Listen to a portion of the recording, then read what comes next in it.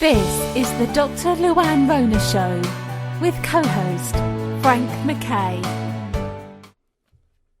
I'd like to welcome everyone to the Dr. Luann Rona Show. Frank McKay here, but much more importantly, our host, the author of two wonderful books, Love is Who You Are and Total Glow, are the works of this wonderful lady. Dr. Luann Rona, how are you? I'm just fine, thank you. Today, let's do a little bit. Let's do a little bit of your history, and I'm assuming Pardon? that. Let's do a little bit of your history, and Yeah, I think this is very interesting. When I was a little girl, 18 months old, I almost died. They didn't know what was wrong with me. I suddenly couldn't walk. I couldn't bend my knees, and none of the doctors knew what was wrong. And they had me all alone in a hospital bed. They didn't let parents visit then. And it was terrible. And this one woman they would let come in who lived in the town or in the hospital. And she'd take me to the window and she'd say, well, there maybe comes your mommy. You know, a terrible thing to say because, of course, it wasn't my mother coming. And all of a sudden, one day, I stood up and I walked. It was like a miracle. wow. Do you recall any of that? I mean, is that your earliest memory? Oh, yeah. In fact, this lady that used to be able to come and visit me, I was taking her back to Chicago one day on the way to Ann Arbor to see my sister. And we stopped at one of those little places, IHOP or something, to eat, and she started telling me the story, and I started to cry. Wow. So it was obviously true. And then about a month later, a week later, sometime later, I had a dream that I was, I know, the only paper that I wrote hundreds of papers because I majored in literature. Yeah.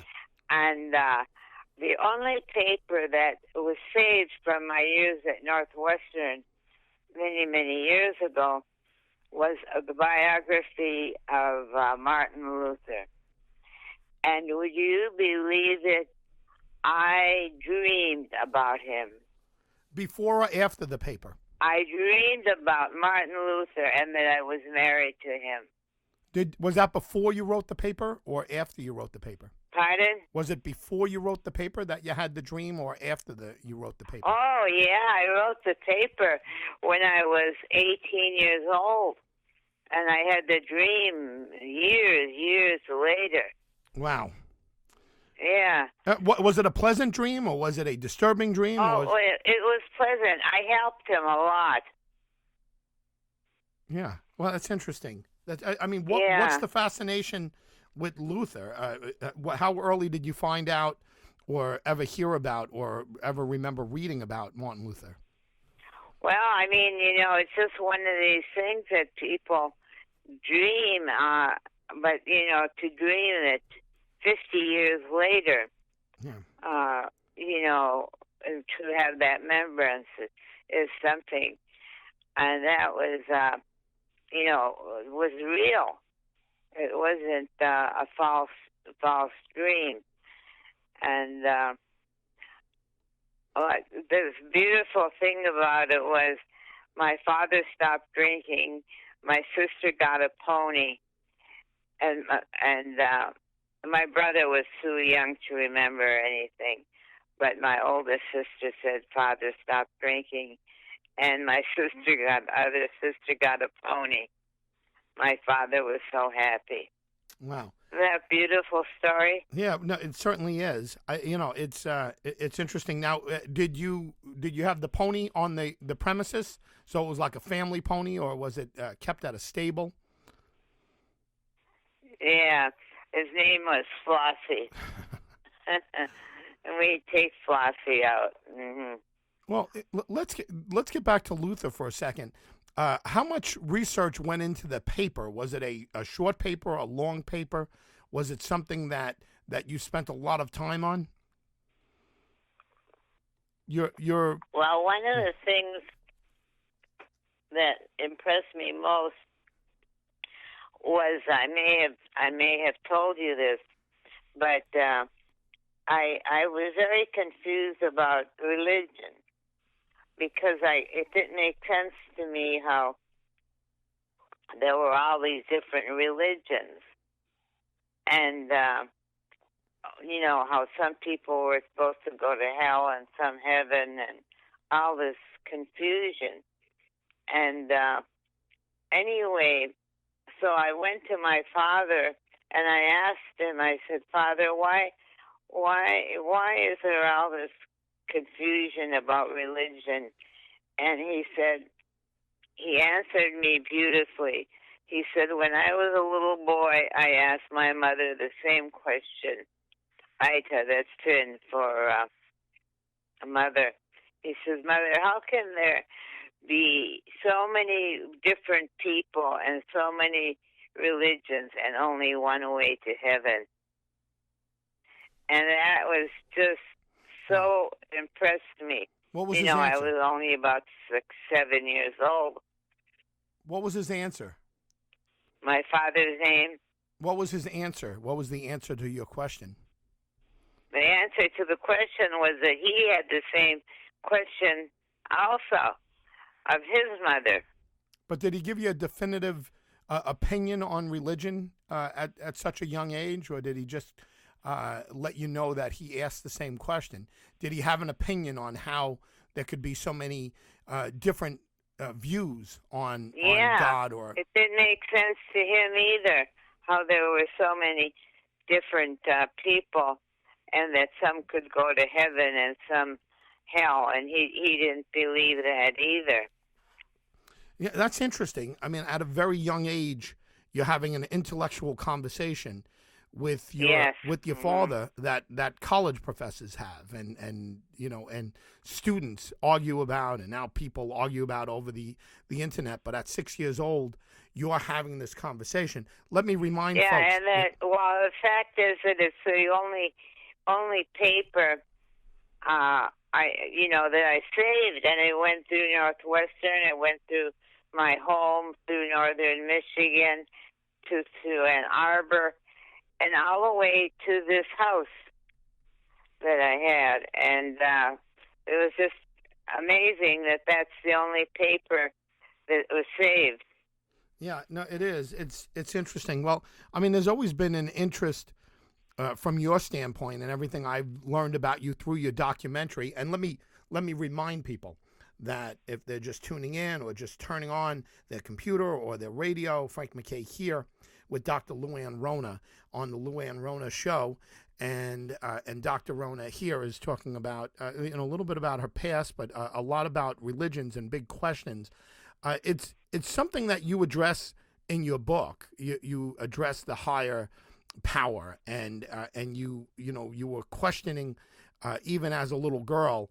That's something that has to have been born in you, and maybe us as a people, all humans, maybe we're born to ask those questions, even difficult, uncomfortable questions.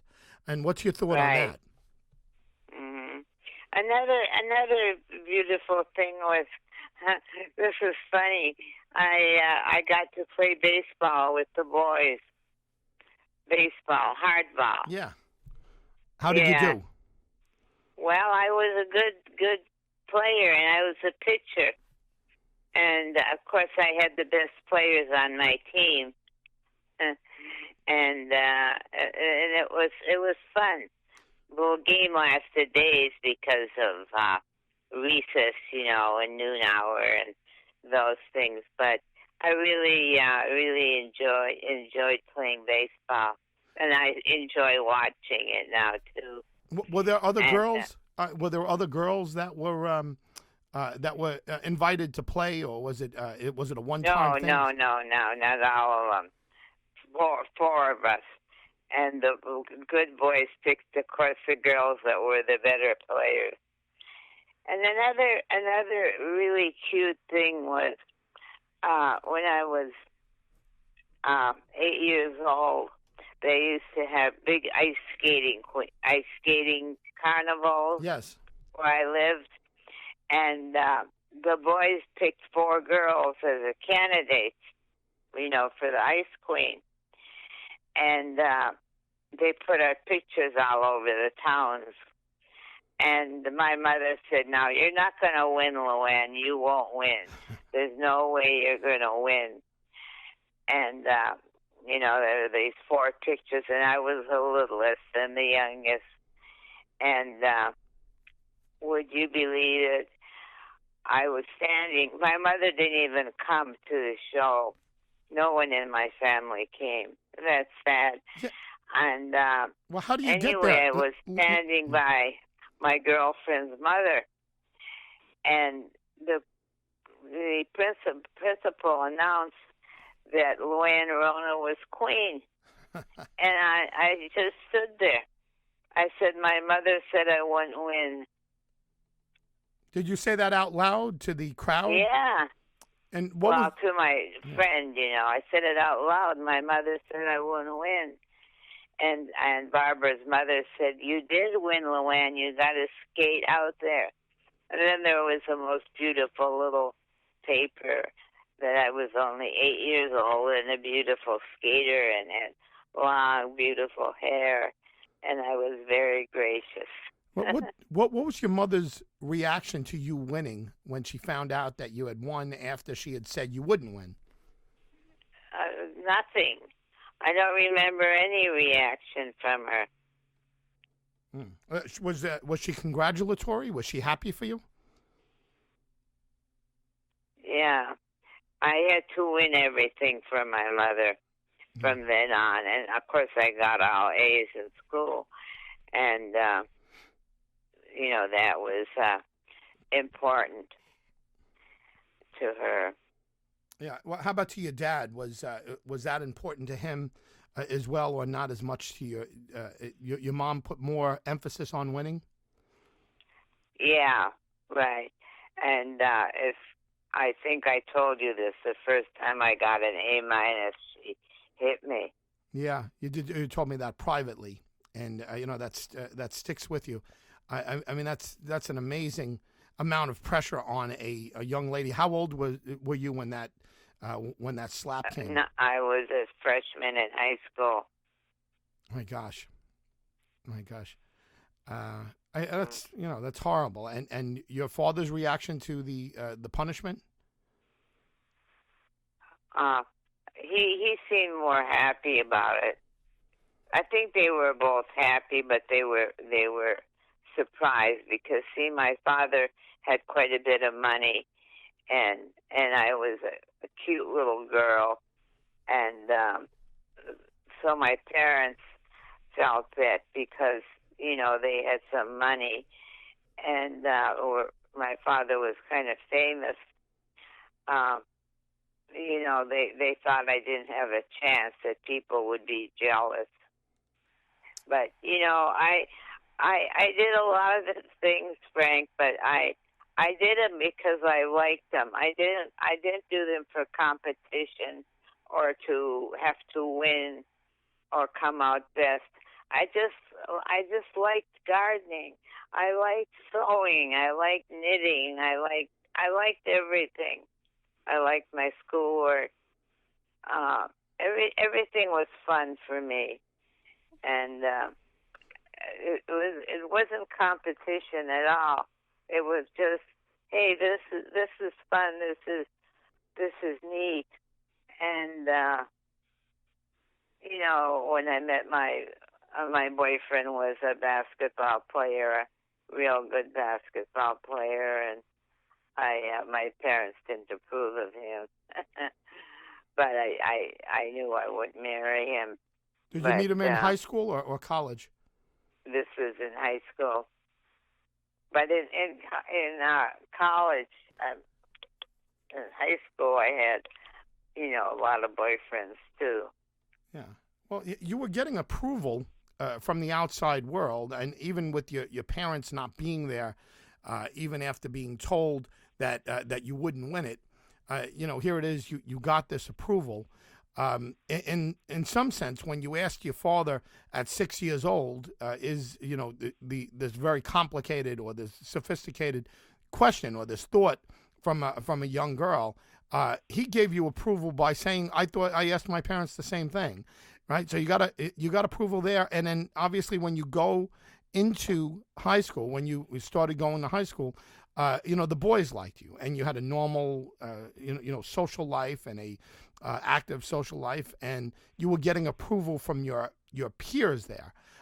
Was it something that you ever? Yeah, and the other thing is that I won all the spelling bees. We had 2 spelling bees, the little school against the big school, and we were the little school, and we won the spelling bee, and the kids from the big school, they didn't win. They all were knocked out. So then they challenged us to come down to their school, and we won the spelling bee again. And then I had to spell against my friends, and because there was no one left hardly. And I won that spelling bee. And then I went to high school. I started high school. And this really amazed me. I never, ever thought that, the kids from the big school would elect me president, that they would, be jealous or angry or something that, I was winning all these things. And you know what? They elected me president of the class. Yeah, I mean that's wonderful. But I see a theme here, and one of the themes is that you're questioning your own ability, and then you're surprised when a positive result happens. And I mean, was that a theme that carried on through college? You were constantly surprising yourself, or maybe if you want to look at it as exceeding your expectations.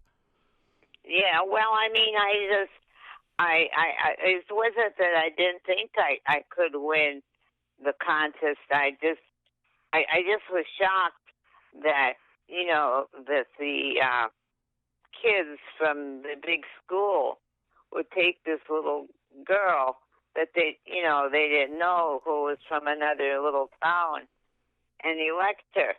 I thought that was pretty amazing and pretty nice. I was very proud and very happy about it. I think all these things are amazing, and I think what's wonderful about them is that you're doing this, and you had a lot of pressure on you to do well, and often children that have that kind of pressure, either they rebel or they go into some type of shell. And somehow you just kept going and you succeeded. Did you find yourself to be resentful that so much pressure was put on you from your mother about the about the perfectionism, about getting that A+ all the time?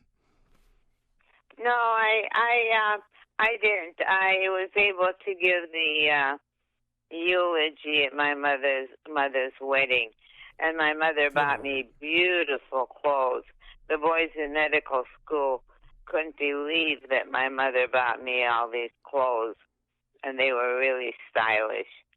And I could have everyone over to my house all the time. In fact, one of the kids said, "I wish your mother was my mother." Wow. Yeah. Yeah. Well, that's something. So, I mean, you're not only getting approval from yourself, but you're getting approval from the outside world on your family. Money, brains, and looks. How lucky you are. You're a catch. You're a catch for sure. Hey, let's take a quick break. Let's take a real quick break, just for a commercial break. Frank MacKay here on the Dr. Luann Rona Show. Don't go anywhere. We're going to have a part 2. And we'll hear more about the life and career and life and times on this segment of Dr. Luann Rona, the author of 2 wonderful books, Love is Who You Are and Total Glow. And Total Glow, by the way, people should go out and get both of these books. But Total Glow is a book that was put out in the 70s that was way before its time, and nutritionally is right on the mark today. And so many of these things have just been accepted. Please look it up. We're going to come back right after this break. Dr. Luann Rona on the Dr. Luann Rona Show right after this. This is the Dr. Luann Rona Show with co-host Frank McKay. I'd like to welcome everyone back to the Dr. Luann Rona Show. Frank McKay here, but much more importantly, Dr. Luann Rona is our host each and every week. Love is Who You Are is the name of the latest book, and it's wonderful, absolutely wonderful. And the former book, the book that's you could still get in limited edition, is Total Glow, and it was a book that the doctor wrote back in the 70s, and there's a very interesting story behind that. 1978, I wrote that book, and people can't believe that I knew all that stuff in 1978. That was pretty remarkable, I guess.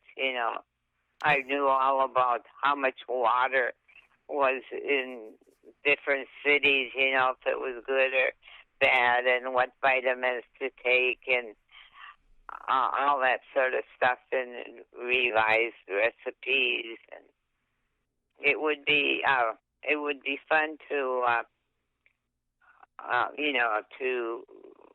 but it's hard to write something more on that, because so many books now have been written on nutrition and health. Well, part of the idea of the book, I didn't mean to interrupt, but the idea of Total Glow is not to rewrite or not to reinvent a better mousetrap, or whatever the expression is, right? Not to reinvent the wheel, but it's to point out that Total Glow was before its time. Now, of course, all of these other books came out, but at the time that you wrote Total Glow in 1978, were you getting any criticism? Were people saying, "Oh, no, that's not true. Oh, you don't need this"? It was a different time. Oh, yeah, the doctors would tell my patients, "Oh, you get expensive urine." Yeah, imagine that. But now doctors are giving vitamins. What was your first experience in learning about vitamins, learning about supplements or little extras? Well, I read certain books, and really one of the first experiences was with my husband, Ted Nicholas, who wrote How to Form Your Own Corporation Without a Lawyer, and that was back in the early 70s, before we had computers and that, and he ordered this health magazine, and it was very fascinating to me, and I read the magazine every month, and I thought these things are interesting. They're true. And the guy had pancreatic cancer, and he cured himself with pancreatic enzymes. And I thought, that was when I really got into the far out stuff. And then we went to visit this doctor, Kelly, and in fact, he wanted me to take over his business, but it was out in Washington. Of course, I could have gone any place, but I like psychiatry and writing. When you say out in Washington, you mean Washington D.C. or the state of Washington? Washington State, yeah. Mm-hmm. Very interesting. Yeah, it's it's a different world. We watch, even as you're explaining, the idea that you were the little ice princess. I mean, that the world you were experienced at that point was so much different than what you experienced in '78 as you were writing Total Glow, and what we're doing now and what we're seeing now is it's just amazing. And the fact that you've been practicing in one form or another all of this time since you got your medical degree wasn't easy for a young woman to get into medical school at that particular time. No, there only were like 10 people in my class out of 210 women. Yeah, it was before affirmative action, so there weren't very many women in medical school. Was that indicative of medical schools around the country, or was your school? Yeah, it was around the country. Very interesting. I imagine it made you a very popular young lady with all of those with all of those doctors. 200 Well, men. I got along really well with all the guys, and they even made me a member of a fraternity. What was the name of the fraternity? Psi Chi, I think. Yeah. Oh, did you participate in the fraternity? Oh yeah, I was invited to all the parties and and activities that they had. And I had tons of parties. My girlfriends and I, we had many parties. And after I left Ann Arbor, I found out that I was known as the hostess of Ann Arbor. They weren't drinking parties, if people wanted something, they could bring something their own. But it was like, I found out later, it was like an honor to be invited to one of my parties. When you think fraternity, or at least when the general public thinks fraternity, they usually think in Animal House. I don't know if you've ever seen that movie, but Animal House or toga parties or crazy drunken beer blast. It doesn't sound like that was. No, people just came and visited and talked about football and and classes and. They mingled. Yeah. They were mingles. They were mingling type parties. Yeah, they were mingling type parties. Well, that's then after class, I would go to the library, and there's a couple of guys I would study with, and then we'd go to, it was called the Pretzel Bell then, and and sit and talk. About other things. And I liked medical school. I honestly really liked medical school. What was the difference between your anticipation of medical school and the reality of medical school? It was different. I didn't think it would be so much fun. See, I wanted to study literature and philosophy. And my mother wanted me to be a doctor, and I became a doctor because of my parents. And my father, again, apologized to me. He said if I could ever forgive him, he would appreciate it, but if I couldn't forgive him for pushing me toward being a doctor, he would understand.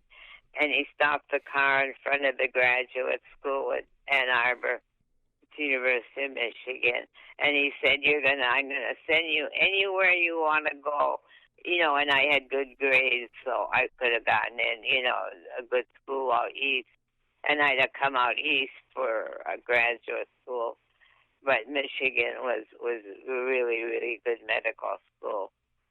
And I said, no, you understand how I feel. And this is so important for parents to understand how children feel.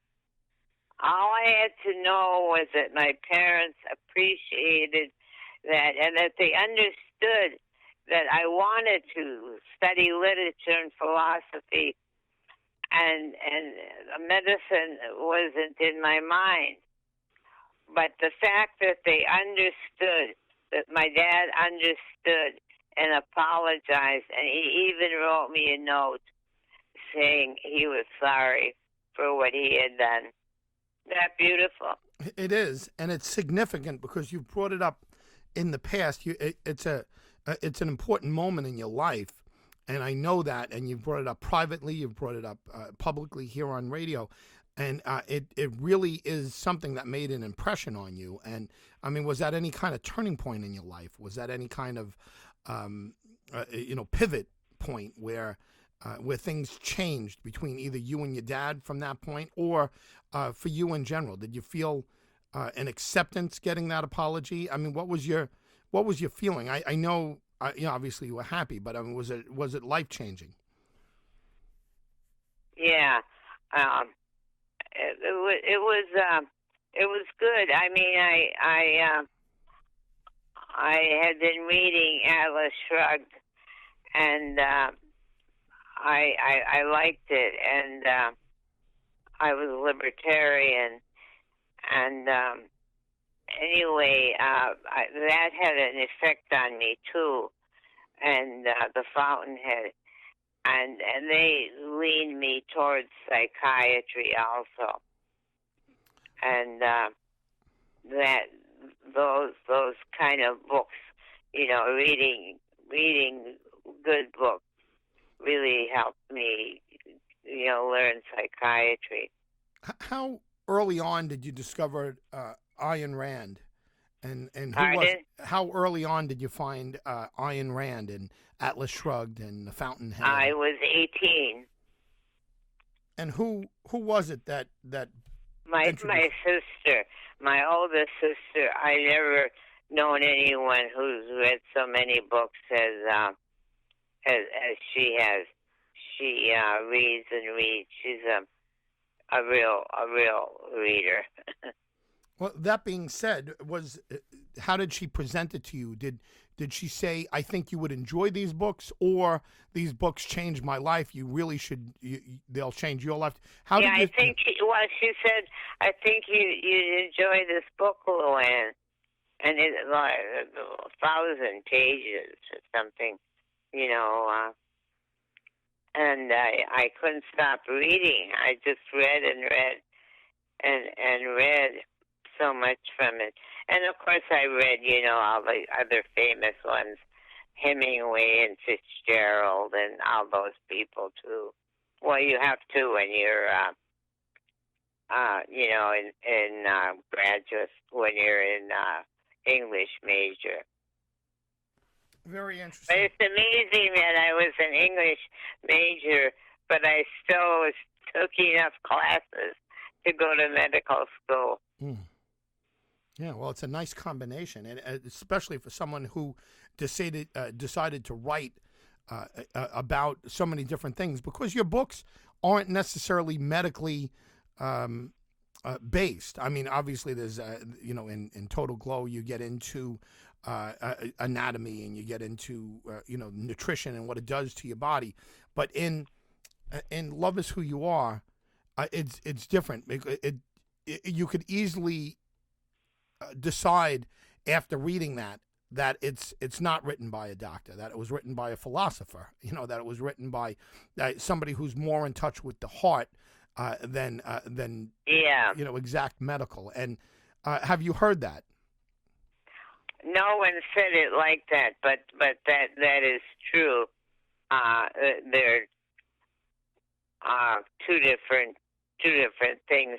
But I did combine my psychiatry, with the poetry and the self-esteem. I believed in self-esteem, and that unfortunately people didn't like themselves in a healthy way. And I spent most of my time with my clients trying to teach them and teaching them, awareness, and, that you have to first become aware, then you have to accept. People have the hardest time accepting things, and, accepting who they are, accepting their responsibility for things. And that's very, very important. First you become aware, then you become accepting. Accepting of who you are, your part in a problem. We all have parts in problems, And then the big thing then leads to assertiveness. Then you learn to be assertive, not mean assertive, but you learn how to talk to people, how to assert yourself with people, how to do things. Those 4 things are very, very important, and that builds self-esteem. Yeah, go ahead. I'm sorry, I interrupted you, but I wanted to remind folks that just may be tuning in or turning on their computer. Frank MacKay here, but much more importantly, you're listening to the Dr. Luann Rona show, and Dr. Luann Rona, your host. Each and every week, we are talking about a whole host of things, but so much to do with, I think, getting in touch with yourself, or getting a handle on your feelings and who you are. And you just brought up an interesting point. I have 4 children, and we always express to them that take responsibility. Doesn't mean you have to beat yourself up over it, but admit your mistakes and move on with your life. But don't just start pointing out and blaming other people for your issues. Take full responsibility for what you did. If you, for example, if you locked your keys in the car, don't be like, well, if I wasn't so distracted because of this or that, I wouldn't have done, just say, okay, I made a mistake. I'm human. I made a mistake. I'm going to move on. Don't beat yourself up, but take full responsibility, and maybe don't do it again the next time. I mean, your thoughts on that, on taking responsibility, Doc? Yeah, you learn to like yourself in a positive way, not in a egotistic way, and there's too much egotism. Positive egotism is fine. It's like good self-esteem, and that's very important. Yeah, well, no question. How early in psychiatry and psychology was the idea of self-esteem put face forward? And again, it's I'm sure Freud and Jung talked about self-esteem. I shouldn't assume, but I didn't study psychiatry, but you did. I mean, what was the heaviest emphasis put on self-esteem and the importance of it and succeeding, and succeeding again is having a happy life? When was that? Yeah, well, I could see that the people who gained self-esteem and took that seriously got better. They got better and happier. They got happier. I'll never forget the woman I saw, and I used to talk about Camus, the existentialist, because I didn't like him that much. I thought he didn't believe in very positive things. And years later, about 4 or 5 years later, I got a letter from this woman who I had taught. I use the word taught and client more than any other one. And guess what was on the front cover? Beautiful title. In the midst of winter, I finally learned there was in me a wonderful summer. Wow. So Camus changed, and that I thought that was wonderful, that he found the summer in the winter. We urge everyone to go to luannrona.com and watch the documentary there. It's wonderful, and you can hear the past radio shows and current radio shows, and see all types of things. luannrona.com. Everyone go there, and you could see how to buy the books, and everything's kind of in one neat little package there. luannrona.com. Frank MacKay here, signing off for the Dr. Luann Rona show. Doc, thanks for the wisdom, and I want to thank everyone for tuning in. We'll see you next time on the Dr. Luann Rona show. You have been listening to the Dr. Luann Rona show with co-host